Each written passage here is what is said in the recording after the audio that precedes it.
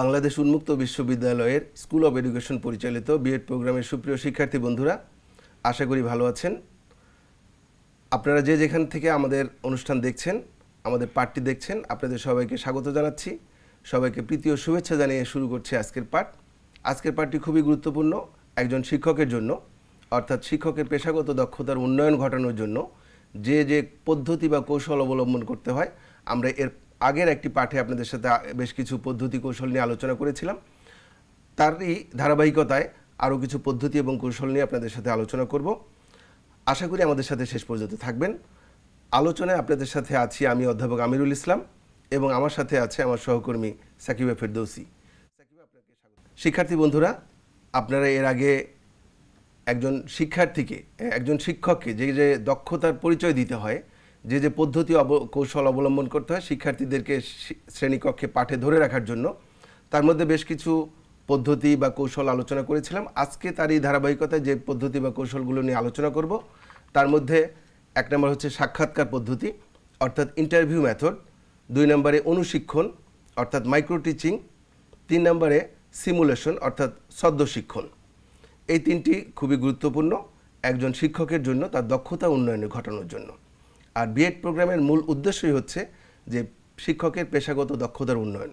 আর শিক্ষকের পেশাগত দক্ষতা বলতে শ্রেণীকক্ষে তার যে যে দক্ষতার পরিচয় দিতে হয়, সেই দক্ষতাগুলো উন্নয়ন কিভাবে ঘটে ঘটানোটাই হচ্ছে বিএড প্রোগ্রামের মূল উদ্দেশ্য।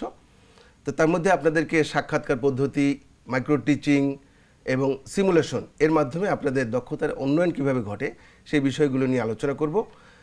সাকিবা, আপনার সাথে যদি প্রথমেই বলি যে সাক্ষাৎকার পদ্ধতি, একজন শিক্ষক সাক্ষাৎকার পদ্ধতির মাধ্যমে কিভাবে শিক্ষার্থীদের শিখনটাকে সহজ করে তুলতে পারে এবং একটি পাঠের যে শিখন ফল থাকে যে এই পাঠ শেষে একজন শিক্ষার্থী কি কি শিখবে সেটি তাদের জন্য কিভাবে সহজ হয়, সাক্ষাৎকার পদ্ধতি এখানে কি ভূমিকা রাখতে পারে? ধন্যবাদ প্রফেসর আমির ইসলাম। সাক্ষাৎকার পদ্ধতি হচ্ছে যে একটা বিষয়বস্তুর অন্তর্গত কোনো সমস্যা নিয়ে যুগলভাবে বা জোড়াইভাবে তাদেরকে প্রশ্ন প্রণয়ন করতে দেওয়া যায়, তারপর তারা সেই প্রশ্নটা প্রণয়ন করে আবার আরেকটি দল গঠন করতে পারে, সেখানে যে তারা সেই প্রশ্নের মাধ্যমে তাদের সাক্ষাৎকার নিতে পারে সতীর্থদের। এটা আসলে মাধ্যমিক স্তরের চেয়ে উচ্চ স্তরের বা উচ্চ শিক্ষার ক্ষেত্রে বেশি উপযোগী, যেখানে আর কি কোনো তথ্য সংগ্রহ করতে, গবেষণার জন্য বা অ্যাসাইনমেন্টের জন্য কোনো তথ্য সংগ্রহ করতে যে কোনো তথ্যের ঘাটতি হলো বা বাড়তি তথ্যের প্রয়োজন হলো, সেখানে তারা বিষয় সংশ্লিষ্ট কোনো কর্মকর্তা বা কোনো শিক্ষকের সাক্ষাৎকার নিতে পারে। ধন্যবাদ আপনাকে। অর্থাৎ সাক্ষাৎকার পদ্ধতি কেন? সাক্ষাৎকার পদ্ধতি আপনি যেটা বললেন তার প্রেক্ষিতে যদি বলি যে এটি সাধারণত গবেষণামূলক কাজ করার জন্য সাক্ষাৎকার পদ্ধতি অবলম্বন করা হয়। তো আমাদের দেশে উচ্চ শিক্ষা পর্যায়ে গবেষণা হলেও মাধ্যমিক পর্যায়ে ওরকম গবেষণার কাজ হয় না।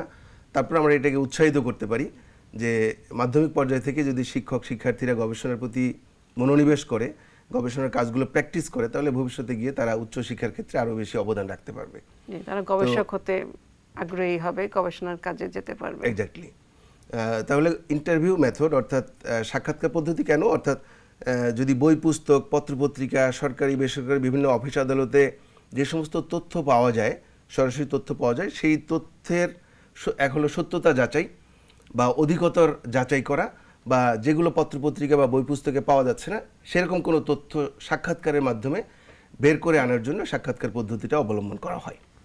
তো এখানে সুবিধা অসুবিধা বা সাক্ষাৎকারের ক্ষেত্রে শিক্ষা যে প্রশ্নগুলোর উত্তর চাওয়া হচ্ছে সেগুলোর ক্ষেত্রে কোনো প্রতিবন্ধকতা আছে কিনা, সুবিধা অসুবিধা যদি আপনি বলেন।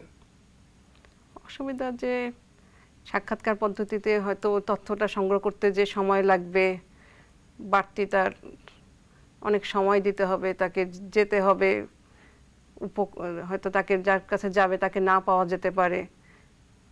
আর সুবিধা যে তার শিক্ষণটা সক্রিয় হবে, তার শিক্ষণটা আনন্দদায়ক হবে, সে তাড়াতাড়ি শিখতে পারবে। সাক্ষাৎকারের যেটা একটা অসুবিধা হতে পারে যে সরাসরি যে প্রশ্নের উত্তর চাওয়া হচ্ছে বিভিন্ন কারণে সেই প্রশ্নের উত্তর সরাসরি যেটা হয়তো লিখিতভাবে দিতে পারতো সেটা হয়তো মৌখিকভাবে সাক্ষাৎকারের মাধ্যমে নাও দিতে পারে, সঠিক তথ্যটা দিতে হয়তো তার অপারগতা প্রকাশ করতে পারে, এরকম কিছু অসুবিধা আছে। তারপরেও এটা আমরা আমাদের শিক্ষার্থীদেরকে বলতে পারি যে আপনারা এটিকে প্র্যাকটিস করবেন, অনুসরণ করবেন, অনুশীলন করবেন, তার মাধ্যমে এই দক্ষতাটা অর্জন করা হবে যে সাক্ষাৎকার পদ্ধতির মাধ্যমে কিভাবে সমস্যার সমাধান করা যায় বা শিক্ষার্থীদের শিক্ষণে ধরে রাখা যায়, তাদের শিখন ফলটা অর্জন করানো যায়। এটি গেল সাক্ষাৎকার পদ্ধতি। এখন আসি আমরা খুবই গুরুত্বপূর্ণ একটা মেথড, অনুশিক্ষণ, যেটিকে ইংরেজিতে বলে মাইক্রো টিচিং। মাইক্রো টিচিংয়ের মাধ্যমে শিক্ষকের কী দক্ষতা কিভাবে উন্নয়ন ঘটানো যায়? মাইক্রো টিচিং পদ্ধতিটাই হচ্ছে প্রশিক্ষণার্থী শিক্ষকদের জন্য, এটা শিক্ষার্থীদের জন্য না, এটা শিক্ষকের দক্ষতা উন্নয়ন করারই একটা কৌশল।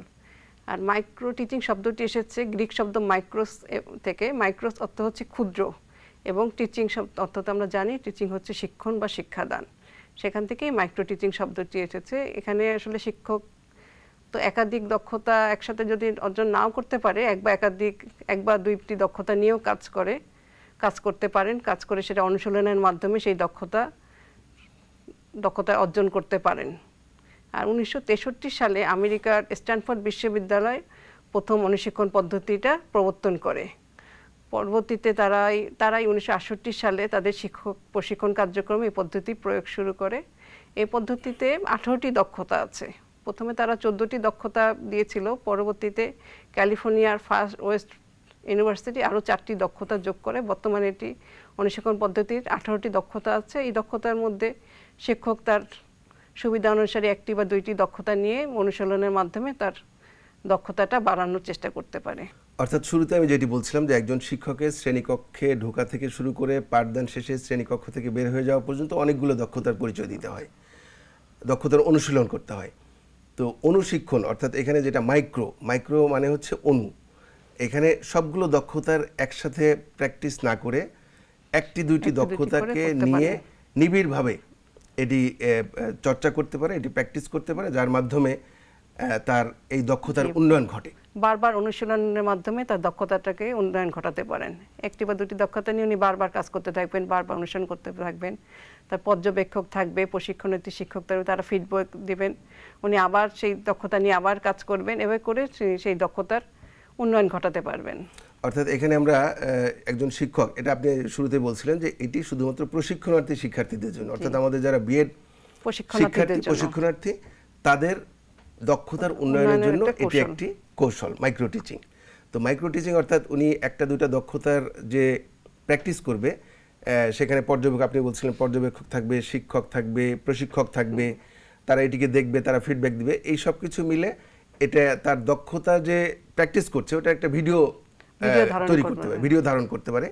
ভিডিও ধারণ করার মাধ্যমে শিক্ষক প্রশিক্ষণার্থী যখন এটি প্র্যাকটিস করলো, তারপরে এই ভিডিওটি তাকে আবার দেখানো হলো, তখন সে নিজেই হয়তো তার ভুলটি বা কোথায় তার ত্রুটি বিচ্যুতি হয়েছে, কোথায় তার দুর্বলতা চিহ্নিত করতে পারবে, যার দ্বারা পরবর্তীতে একই দক্ষতার যখন প্র্যাকটিস করবে দেখা যাবে যে ওই দুর্বলতা সে কাটিয়ে উঠেছে বা ওই ভুলটি আর হচ্ছে না, সংশোধন হয়ে গেছে। পরবর্তীতে তিনি আরো অন্য দক্ষতা নিয়ে আবার কাজ করতে পারেন, তার সুবিধা অনুসারে আরো 2-1টি দক্ষতা নিয়ে আবার কাজ করলেন, আবার অনুশীলন করলেন, আবার সেই দক্ষতাগুলোর উন্নয়ন ঘটালেন। অর্থাৎ আমরা যেটিকে বলি প্র্যাকটিস ম্যাক্সিমাম পারফেক্ট। একটা মানুষ যখন একটা বিষয় নিয়ে অনুশীলন করে, বারবার অনুশীলন করে, তখন সেটি তার আয়ত্তে চলে আসে। ঠিক একইভাবে আমরা প্রশিক্ষণার্থীদেরকে বলি যে আপনি আপনার দক্ষতার উন্নয়ন ঘটানোর জন্য আপনার 1টা-2টা দক্ষতা নিয়ে মাইক্রো টিচিং লেভেলে আপনাকে প্র্যাকটিস করতে হবে, বারবার প্র্যাকটিস করার দ্বারা একটি দক্ষতার উন্নয়ন হলো, তখন আরেকটি দক্ষতা নিয়ে কাজ করতে হবে। এটি হচ্ছে মূলত মাইক্রো টিচিং, অনুশিক্ষণ পদ্ধতি। ধন্যবাদ আপনাকে। আশা করছি আমাদের শিক্ষার্থীদের কাছে এটি খুবই বোধগম্য হয়েছে এবং তারা এটিকে প্র্যাকটিসে নিয়ে তাদের দক্ষতার উন্নয়ন ঘটাবেন। এবার আসি আমরা সদ্য শিক্ষণ। সদ্য, এটা ইংলিশ হচ্ছে সিমুলেশন, সিমুলেশন যার বাংলা হচ্ছে সদ্য শিক্ষণ। সদ্য শিক্ষণ নামটার মধ্যেই এটার অর্থ নিহিত আছে। তো সদ্য শিক্ষণ কি, কেন এবং কিভাবে এটিকে বাস্তবায়ন করতে পারে একজন প্রশিক্ষণার্থী?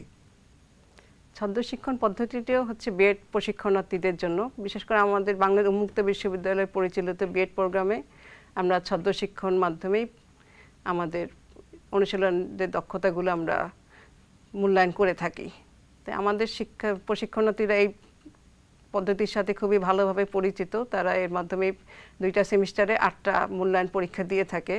ছদ্ম শিক্ষণ পদ্ধতিটার ইংরেজি হচ্ছে সিমুলেশন। এখানে কৃত্রিম পরিবেশ, এখানে কোনো বাস্তব পরিবেশের পরিবর্তে বা বাস্তব শ্রেণীকক্ষ, বাস্তব শিক্ষার্থীর পরিবর্তে কৃত্রিম শ্রেণীকক্ষ, কৃত্রিম পরিবেশ এবং কৃত্রিম শিক্ষার্থীদের মাধ্যমেই শিক্ষণ কার্যক্রম পরিচালনা করা হয়। শিক্ষার্থীদের মধ্যে থেকেই একজন পাঠদান দিয়ে থাকেন এবং অন্য যার তার সহপাঠীরা থাকে তারা সেই সুনির্দিষ্ট যে ক্লাসের উনি পাঠদান করবেন সেই ক্লাসে শিক্ষার্থী সেজে ভূমিকা অভিনয় বা রোল প্লে করে থাকেন এবং তার ভুল ত্রুটিগুলো তারা ফিডব্যাক দেন। সে তার ভুল ত্রুটিগুলো ধরে তারপর পরবর্তীতে তার পাঠদানের দক্ষতা উন্নয়ন ঘটাতে পারেন। অর্থাৎ আপনার আলোচনার প্রেক্ষিতে যদি বলি সদ্য শিক্ষণ কি, সদ্য শিক্ষণ হচ্ছে এটিও প্রশিক্ষণার্থী শিক্ষার্থীদের দক্ষতার উন্নয়নের জন্য একটি কৌশল, সদ্য শিক্ষণ, সিমুলেশন। আর সদ্য মানে হচ্ছে যে রিয়েল না, নট রিয়েল ক্লাসরুম। এখানে বাস্তবের কাছাকাছি একটি কৃত্রিম পরিবেশ তৈরি করা হবে যেখানে প্রশিক্ষণার্থী শিক্ষার্থীদের মধ্যে একজন শিক্ষকের ভূমিকায় থাকবে, বাকিরা তখন শিক্ষার্থীর ভূমিকায় থাকবে। যদি উদাহরণস্বরূপ বলতে পারি যে একজন শিক্ষক ক্লাস 8-এর একটি পাঠদান করছে, তখন যিনি পাঠদান করছেন উনি তখন ক্লাস 8-এর শিক্ষক, বাকি সমস্ত প্রশিক্ষণার্থী শিক্ষার্থী হচ্ছে তখন ক্লাস 8-এর শিক্ষার্থী। তাদের কাজ হবে শিক্ষার্থীর ভূমিকা পালন করা, আর শিক্ষকের কাজ হবে তারা যদিও সমবয়সী বা কেউ হয়তো বেশি বয়সী, কেউ কম বয়সী, বাট শিক্ষক যিনি হবেন উনি শিক্ষার্থীদেরকে রিয়েল ক্লাসরুমে যেরকম তুমি বলে সম্বোধন করেন, তাদের ক্ষেত্রে তারা বয়সে বড় হলেও তাদেরকে ওরকম কৃত্রিম পরিবেশে শিক্ষার্থীদের উদ্দেশ্যে সেই ক্লাসে শিক্ষার্থীদের মতোই অভিনয় করতে হবে। এটি হচ্ছে সিমুলেশন। এর দ্বারা শিক্ষার্থীরা কিভাবে উপকৃত হবে, তার যে ভুল ত্রুটি, তার যে দক্ষতা, যেমন মাইক্রো টিচিং আমরা বলছিলাম যে 1টা 2টা দক্ষতা নিয়ে এসে অনুসরণ করবে, সিমুলেশনে তো আরও বেশি দক্ষতা একসাথে প্র্যাকটিস করতে পারে। সিমুলেশন একাধিক দক্ষতা নিয়ে প্র্যাকটিস করতে পারেন, যেখানে তার সহপাঠী যারা শিক্ষার্থীর ভূমিকা অভিনয় করবে তাদের মাধ্যমে সে তার ভুল ত্রুটিগুলো যাচাই করতে পারবে। তাছাড়া পর্যবেক্ষক থাকবে, পর্যবেক্ষক তাকে ফিডব্যাক দিবে যে তার কোথায় ভুল হয়েছে, কোথায় তাকে আরও উন্নয়ন ঘটাতে হবে, তার পাঠদান যে পদ্ধতিগুলো সে অনুসরণ করেছে এগুলো ঠিক আছে কিনা, কিভাবে শিক্ষার্থীদের আরও সক্রিয় রাখতে হবে ইত্যাদি বিষয়গুলো নিয়ে তিনি তার পাঠদান শেষে ফিডব্যাক দিবেন। এর মাধ্যমে তিনি তার ভুল ত্রুটিগুলো সংশোধন করে তার দক্ষতার পরবর্তীতে তার দক্ষতাগুলো আরও উন্নয়ন ঘটাতে পারবেন। অর্থাৎ অনুশিক্ষণ এবং সদ্য শিক্ষণের মধ্যে যদি তুলনামূলক আলোচনা করি, অনুশিক্ষণে একজন প্রশিক্ষণার্থী 5-10 মিনিট সময় নিয়ে 1টা 2টা দক্ষতা সে অনুসরণ করবে, আর সিমুলেশনে একজন প্রশিক্ষণার্থী পুরো সময়ের জন্য 40 মিনিট হোক বা 45 মিনিট হোক বা 50 মিনিটের উপযোগী যে পাঠ পরিকল্পনা তৈরি করবে, সেই পাঠ পরিকল্পনা অনুযায়ী পুরো সময়টা সে সবগুলো দক্ষতার একসাথে অনুশীলন করার চেষ্টা করবে। এর মাধ্যমে 1 নম্বর যে সে নিজেও তার দুর্বলতা হয়তো চিহ্নিত করতে পারবে, 2 নম্বর তার সহপাঠী যারা আছে তাদের মাধ্যমে তার কিছু দুর্বলতা চিহ্নিত হবে, এবং একই সাথে পর্যবেক্ষক যিনি থাকবেন, প্রশিক্ষক থাকবেন, উনিও কিছু দুর্বলতা, যা তার যে দুর্বলতাগুলো থাকে বা ত্রুটি বিচ্যুতি থাকে সেগুলি দক্ষতা উন্নয়ন ঘটানোর জন্য যে ধরনের মন্তব্য বা সাজেশন দরকার সেই সাজেশনগুলো দিবেন, যার মাধ্যমে এই কৃত্রিম পরিবেশে শিক্ষক তার দক্ষতার উন্নয়ন ঘটাতে পারে। এটি হচ্ছে পরবর্তীতে উনি বাস্তব শ্রেণীকক্ষে যে বাস্তব শিক্ষার্থীদের সামনে পাঠদান করার আত্মবিশ্বাস পাবেন, তখন আর তার এই দক্ষতাগুলো অর্জন করতে আর সমস্যা হবে না। ধন্যবাদ সাকিবা ফেরদৌসী এতক্ষণ আমাদের সাথে অত্যন্ত মূল্যবান আলোচনা রাখার জন্য। আশা করি আমাদের শিক্ষার্থীরা আমাদের আলোচনা থেকে অনেক উপকৃত হবেন। শিক্ষার্থী বন্ধুরা, আমরা যে বিষয়গুলো নিয়ে আলোচনা করছিলাম এটা আপনাদের পেশাগত দক্ষতার সাথে অত্যন্ত ঘনিষ্ঠভাবে সম্পর্কিত। আশা করছি আপনারা এটাকে চর্চা করবেন, আপনাদের দক্ষতার উন্নয়ন ঘটাবেন এবং আপনি একজন দক্ষ শিক্ষকে পরিণত হবেন। বিএড প্রোগ্রাম সম্পন্ন করার মাধ্যমে আপনি যাতে একজন দক্ষ শিক্ষক হিসেবে এখান থেকে বাউবি থেকে বাংলাদেশ উন্মুক্ত বিশ্ববিদ্যালয় থেকে ডিগ্রি অর্জন করে আপনি আপনার পেশাগত দক্ষতা পরিচয়ের মাধ্যমে আপনার শিক্ষার্থীদের উন্নয়ন ঘটাতে পারেন। এটি হচ্ছে আমাদের মূল উদ্দেশ্য।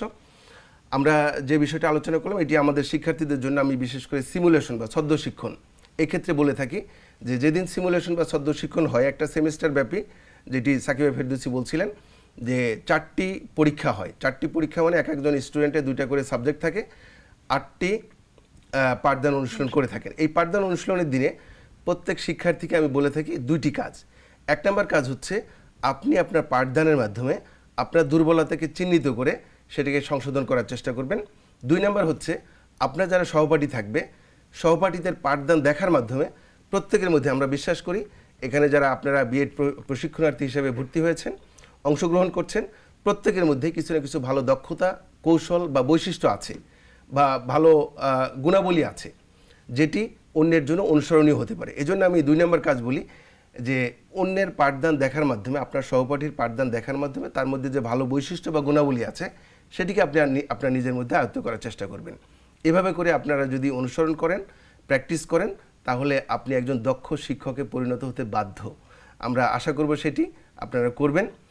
আর যে বিষয়গুলো নিয়ে আমরা আলোচনা করলাম সাক্ষাৎকার পদ্ধতি অনুশিক্ষণ এবং ছদ্ম শিক্ষণ এইগুলো আপনাদের 6 নম্বর পাঠের 6.4 পাঠের মধ্যে এটি আছে, বিস্তারিত আলোচনা করা আছে, লেখা আছে, সেটি আপনারা স্টাডি করবেন পড়বেন। কোথাও ব্যাখ্যার প্রয়োজন হলে আরও বিস্তারিত জানার প্রয়োজন হলে আপনার স্টাডি সেন্টারে টিউটরের সাথে যোগাযোগ করবেন। এছাড়া আমাদের সাথেও যোগাযোগ করতে পারেন যে কোনো সমস্যা নিয়ে। আমাদের সাথে যোগাযোগের ঠিকানা dean school of education Bangladesh উন্মুক্ত বিশ্ববিদ্যালয় গাজীপুর 1705। সবাই ভালো থাকবেন, সবার জন্য শুভকামনা রইল এবং আমাদের আগামী পাঠের আমন্ত্রণ জানিয়ে এখানে শেষ করছি। ধন্যবাদ সবাইকে।